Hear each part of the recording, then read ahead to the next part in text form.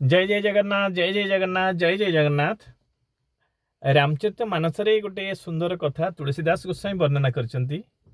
भगवान राम जितेबाला पाठ पढ़िया गुरु आश्रम को गले, गुरु वशिष्ठ आश्रम को से वर्णना करा जायछि। गुरु गृह पढ़न गए रघुराई, अल्प काल विद्या सब पाई।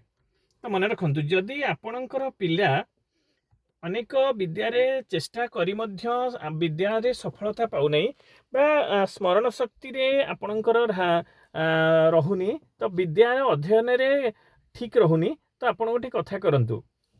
प्रत्येक दिन सकाळे स्नानादि कर्म सारी सारिला परे आपण पिला को एई चौपाईटी आपण मिनिमम 3 थर बा सर्वनिम्न 3 थर पाठ करिया कहंतु। कोन?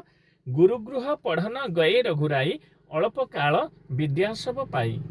ये हूँ रामचरित मानसर तुलसीदास गोस्वामी द्वारा भगवान शंकर दुहाई दे, अर्थात भगवान शंकर को साक्षी रखी तुलसीदास गोस्वामी रामचरित मानसरे आपको प्रतिश्रुतिबद्ध होती। तेणु निश्चित जदि आपण पिला को टिके आपण पाठ करेंगे, गुरुगृह पढ़न गए रघुराई, अल्प काल विद्या सब पाई। आपण जेबे ठारू पाठ करेंगे 3 मास पर्यंत आपण पिला को देखिए, 3 मास भितर निश्चित भावे आपणकर पिलार किछि ना किछि मेमोरी बा स्मरण शक्ति उन्नत हो। ये हूँ रामचरित मानसर प्रतिबद्धता। तो निश्चित आपण पिला एक कथा पढ़ातु, पिला निश्चित विद्या क्षेत्र में उन्नति कर अल्प समय विद्या खूब अधिक ग्रहण करिबो। एथिला आपणक पई रामचरित मानसर आशीर्वाद।